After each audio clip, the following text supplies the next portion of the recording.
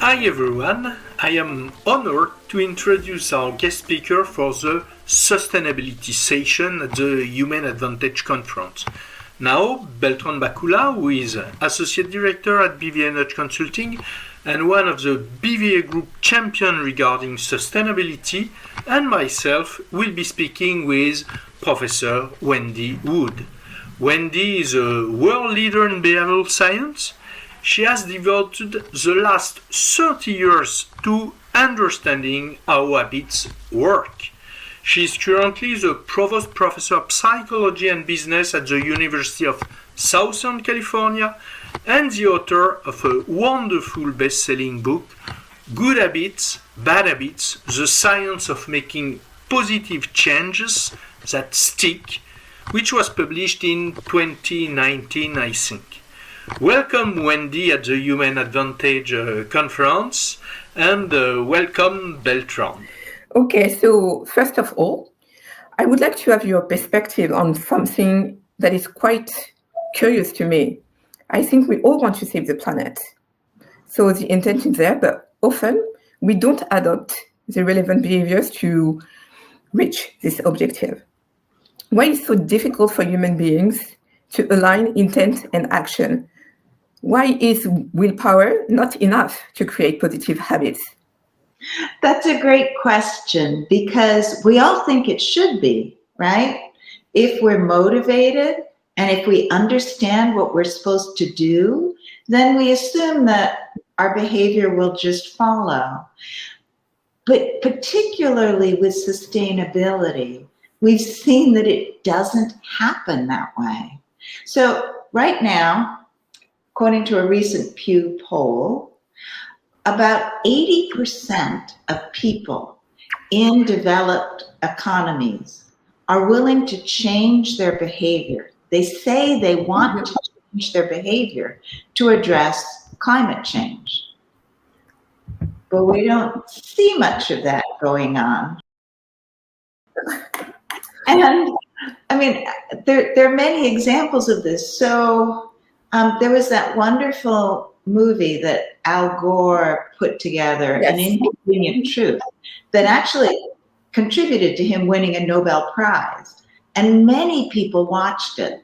And after they watched it, the general consensus was people would say, I'm going to change my behavior. But when researchers followed them a month later, 2 months later, nothing. Had no effect. So we're seeing this big gap between what people want and understand and what they're doing. And that is actually understandable from the perspective of habits. Habits are what's important here. It's not enough to act in a sustainable way once or twice, or even for a week. In order for us to really make a difference with the environment, we're going to have to change our habits and do these sustainable things repeatedly. And habits as a memory system are not connected. They're not closely connected to our thoughts and our feelings. So we understand our thoughts and feelings really well, right? We know what our beliefs are. We know what our politics are. We're concerned about the environment. But our behavior, our habitual behavior, is part of a neural system, a neural network that isn't connected to those parts of our brain. They're somewhat separate but interconnected neural systems. And that's why psychologists tell us, as researchers have found, that people can believe one thing very strongly and be concerned about the environment and not change their behavior. So it takes a very different strategy than the one that we're used to thinking about with behavior change in order to change habits. Habits don't change by us getting motivated, us deciding to exert control over our behavior. And that's because habits are part of this separate neural system, but it's also part of the way habit memories form. So habit memories form slowly, incrementally, over time. You don't form a habit the first time you do something. It takes a lot of repetition. And they don't decay very quickly either. So your self-control, your decision to change your behavior won't last as long as your habits. When we have habits to drive, to eat meat, to use single-use plastics, to take showers for 20 minutes, not to conserve water, those habits stick around long after we've gotten tired of trying to control them. And this is, most of the time, this is a good thing. Habits are not bad. Habits really help us get through the day without having to think too much about what we're doing. We can just repeat whatever we did in the past that worked for us, and that's great.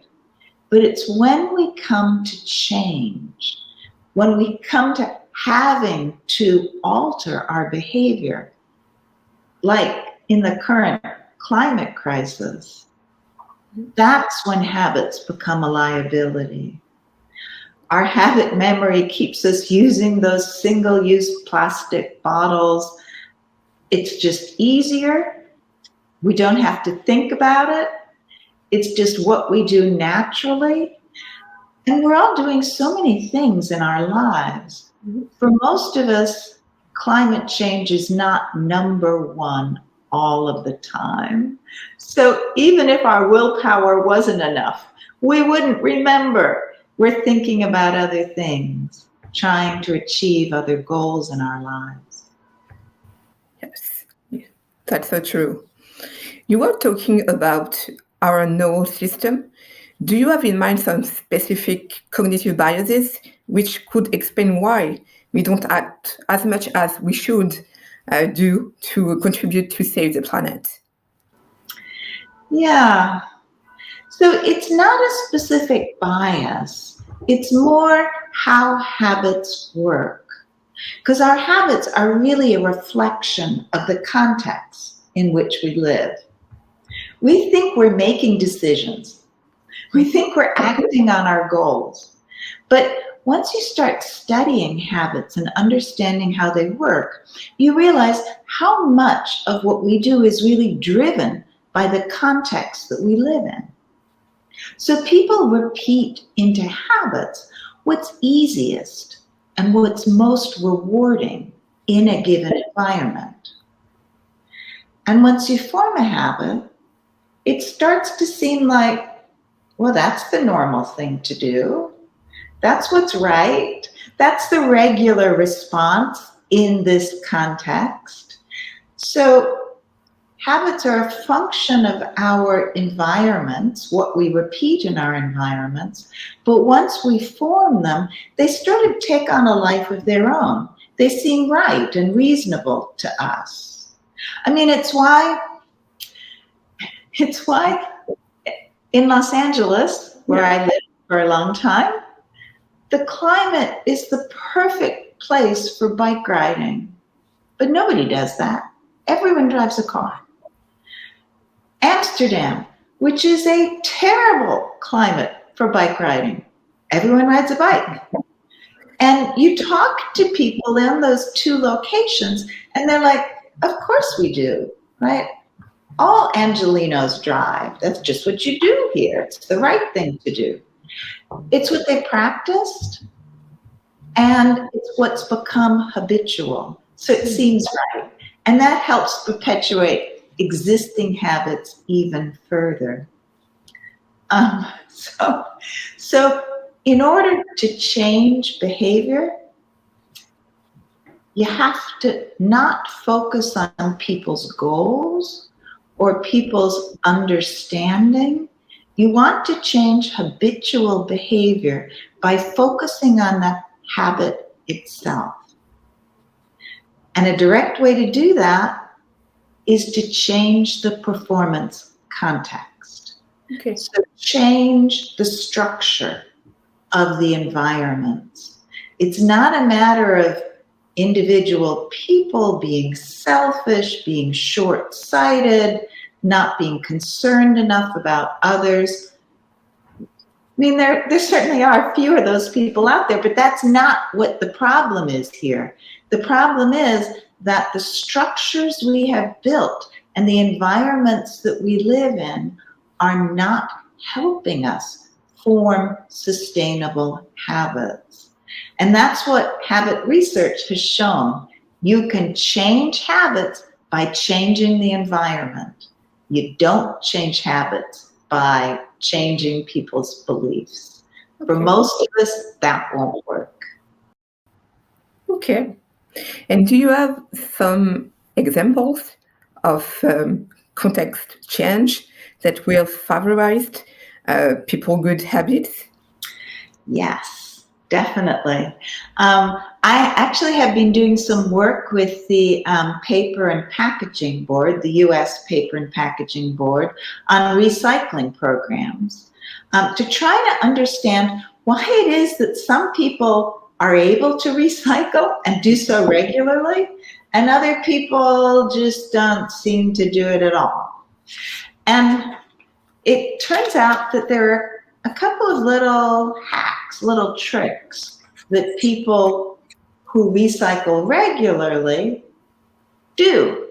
And it has to do with their environment. So they've set up their households so that there are recycling bins in every room where they generate trash, in their office, in their kitchen. They're not keeping them out in the garage. They have them available so they are easy to use.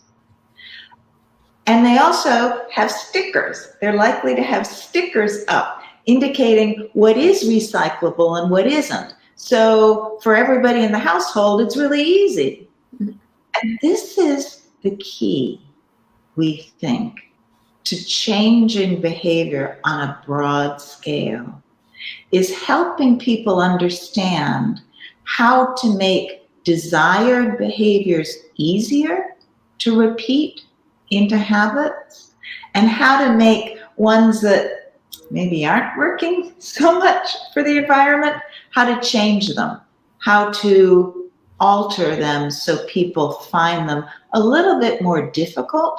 Not that they can't do them, but just a little bit more difficult so that they're less likely to repeat them into habits. And I have my own story on this. Yeah. I just moved from LA, but we lived in several areas in LA. And the last time we moved, I insisted that we move right by a train station. And I didn't buy a car, which is a very weird thing to do in LA, because I knew that if I had a car, it would be too easy to get into it and just drive, even if the train station is there. But with a train station there, making it easy to take the train, and not owning a car, I lived a very non-LA lifestyle, and it was really fun because I got to walk and enjoy the beautiful weather, and I was using the train to get around. Not everybody has that kind of flexibility, obviously, but for me, it worked. There are things we can do in our own lives to make desired behaviors easier. We call it reducing friction on the behavior. And friction can be the time it takes to do something, how difficult a behavior is, or how effortful and thoughtful you have to be in order to engage in the behavior. Friction can be all of those things. You can, there are many ways, many ways to think about friction. What will work for you may not work for me, and vice versa. So if you want to eat more vegetables, have a more vegetable-based diet. I did for a while. And what I found was that when I was buying raw vegetables that needed to be cooked and washed, and I didn't do such a good job with them. But when I bought them already partially cooked or washed or cut up, I was much more likely to use them because there was less friction. And in fact, we did a survey with Produce for Better Health Foundation, asking people who consumed a lot of fruits and vegetables, who had a vegetable-based diet, which is good for the environment, what they were doing to make that possible. And that was a hack that they used as well, is they reduced the friction on preparation, on food preparation, so that they found it easier to stick to a vegetable diet, and they didn't find themselves going out and eating hamburgers and other sorts of things because they had easy stuff at home. So that thing about reducing friction is really important and something that we can implement in our own lives to change our habits and live a more sustainable lifestyle. Mm-hmm. So it means it's about the famous "Make It Easy" from Richard Taylor. If you want to encourage people to adopt a new positive habit, reduce friction and also make it easy for him or her to do the right thing. So reducing habits, making it easy. But you also mentioned for your case, you decided not to buy a car. So it means that for some key decision, they could have an important long-term effect when you make this good decision first. So maybe we could nudge people when they make such big decision to help them after to adopt new positive eco-friendly habits. Yes, and that's a really important insight, I think, because much of the friction that we can control, you really have to do that ahead of time, right? If you're in that situation where you're trying to decide, am I going to take the bus? Am I going to drive a car? You're lost, right? Mm-hmm. You've lost that decision because your habit's going to take over and you're just going to keep doing what you've done in the past. So much of this reducing friction requires being at the grocery store, buying fruits and vegetables that are already cut up, deciding you don't want to own a car, putting out the recycling containers in the rooms where you need them. All of these things require advanced thought to restructure our environments, our local living context, to make some behaviors easier and others more difficult. Okay.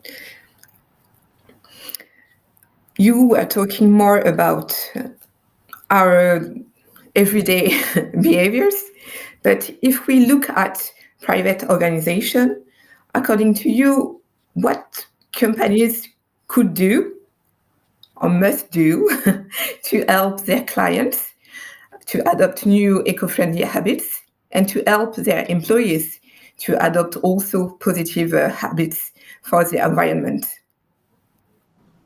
That's an even easier task because organizations make decisions all the time about how to organize and structure the work environment and the opportunities that are available to organizational members. And they can be structured in just this way so that people will find it a little bit more difficult to act in unsustainable ways than to act in sustainable ways. And one of my favorite, I think I've told you this before, Eric, but this is one of my favorite studies of all times. It was done in the 1980s, and it was a study that was designed to get people to use the elevator less in an office building. And the reason I like this study so much is because they did just what we would do in trying to change our behavior. They started off by trying to convince people. So they put signs up all over. Take the stairs, not the elevator. It's good for your health. It burns calories. Don't take the elevator. It wastes electricity. It's not good for the environment. Signs were up for a week. No effect. So what these researchers did, they're very creative. They thought, okay, let's put a little friction on that elevator use. So they made the elevator door close more slowly, 16 seconds slower. And that cut elevator use by a third, which is tremendous. That's exactly what they were trying to do. And, if you'd asked me, I would have said, well, that wouldn't make any difference. If people want to take the elevator, they're going to go in there and they're just going to wait. But they learned very quickly that it wasn't convenient and there were stairs right there. So why not it's easier to take the stairs. You'll get there faster. And the lovely thing about the study is they kept the elevator doors slow for a month. And then at the end of the month, they put them back to their regular speed. And people kept taking the stairs. Because in that month, they practiced taking the stairs so much it had become their habit. And it now seemed like the right thing to do and the proper and the easier thing to do. So they just did it. And that's a lovely illustration of how you can change people's behavior through friction in ways that just isn't easy to do by convincing people or by trying to motivate them. Focusing on the behavior directly is what is really important in habit change. You mentioned the importance of friction again here, and being focused on behavior first. But what also organization can do regarding their product and services? Do you have any advice for them to help their consumers, their client, to adopt eco-friendly habits because of the product and services which are offered by the organization and the companies? Well, they can make those products and services low friction when they are, so we're seeing this a little bit in transportation in the US, that cities, towns, municipalities are going to biking and bike shares. Bike shares make it easy for people to get a bike and just leave it somewhere. They are reducing parking spaces, so it's harder to drive into the city. And they're setting up congestion pricing and other sorts of ways of making it clear to people that there's a charge, that there's friction on that behavior. So that's one example, is adding friction. But there's another one, a second one that is equally important in forming habits, and that's rewards. People form habits when they repeat behavior, and we've talked a lot about friction. People repeat behavior when it's easy, low friction. People also repeat behavior, though, when it's rewarding. And this is one way that companies, industries, can really help people change their behavior, is to make the new, more eco-friendly products more rewarding.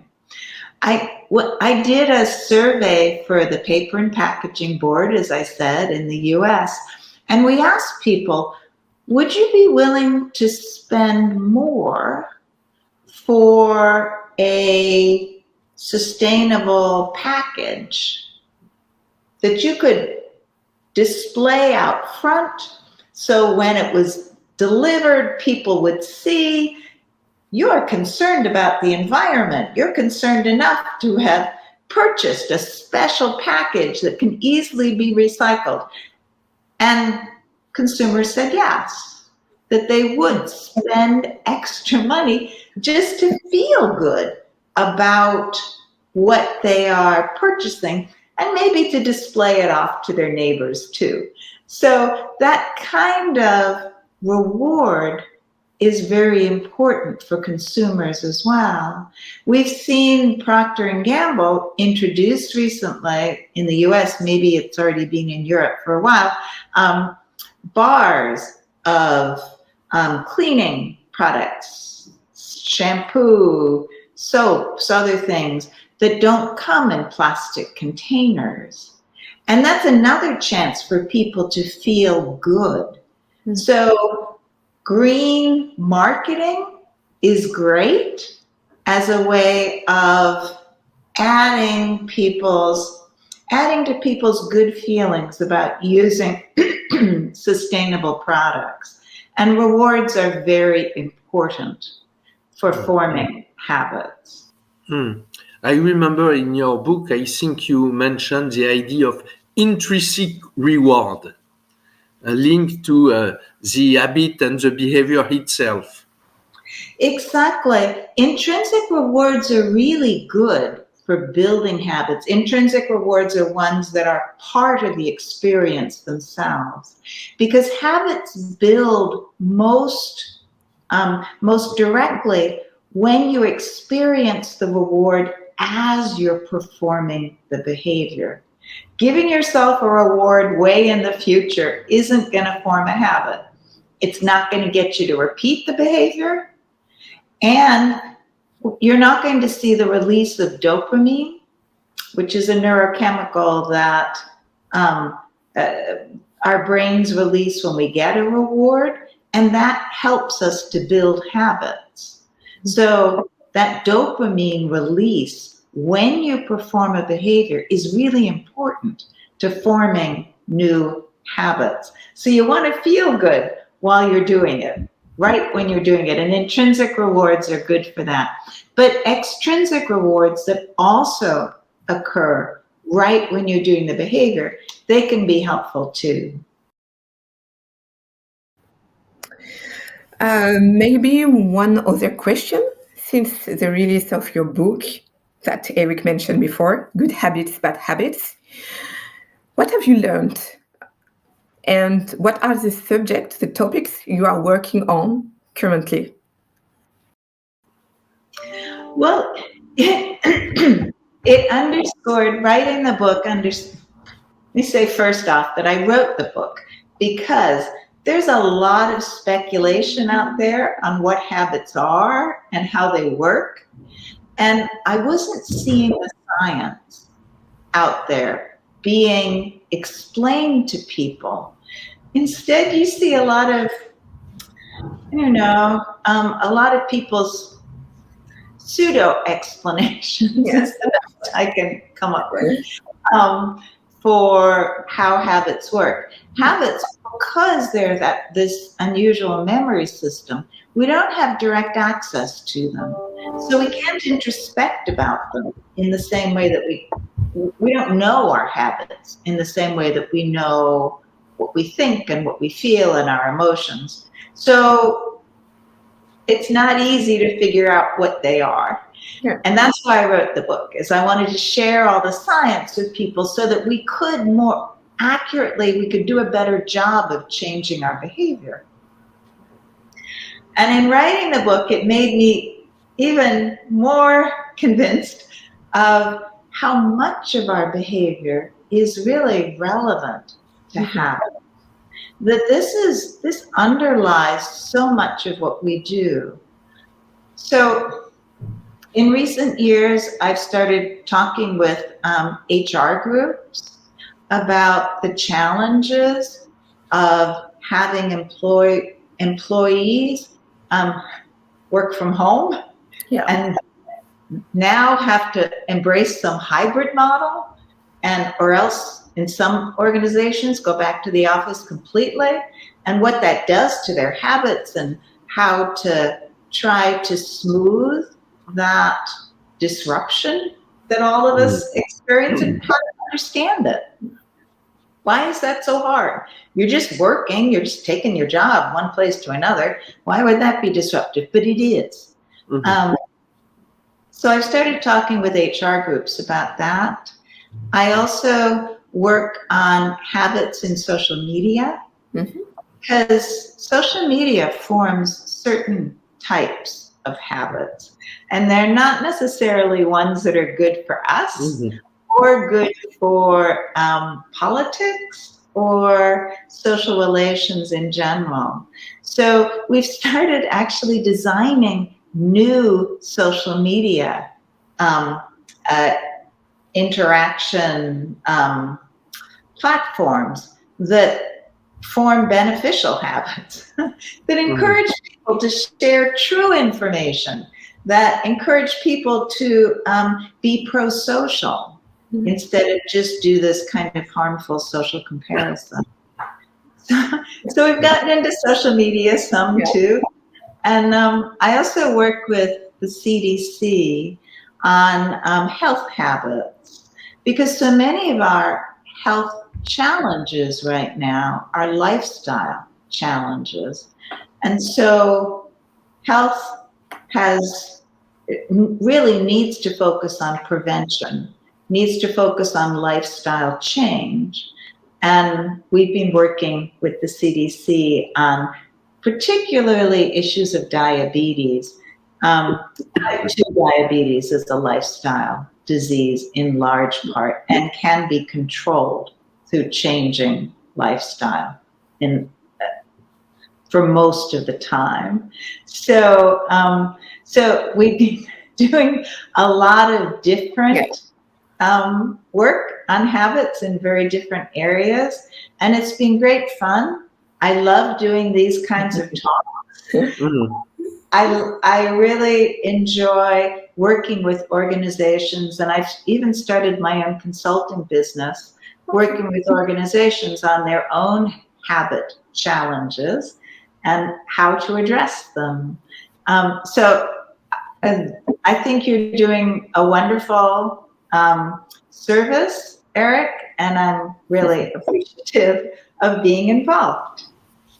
That's great. Wonderful topics. I love what you have shared about the power of habits and also your new topics. Maybe a last question before we start our roundtable. What advice would you give to Chief Sustainability Officer to be more efficient and to accelerate the desired change for the planet?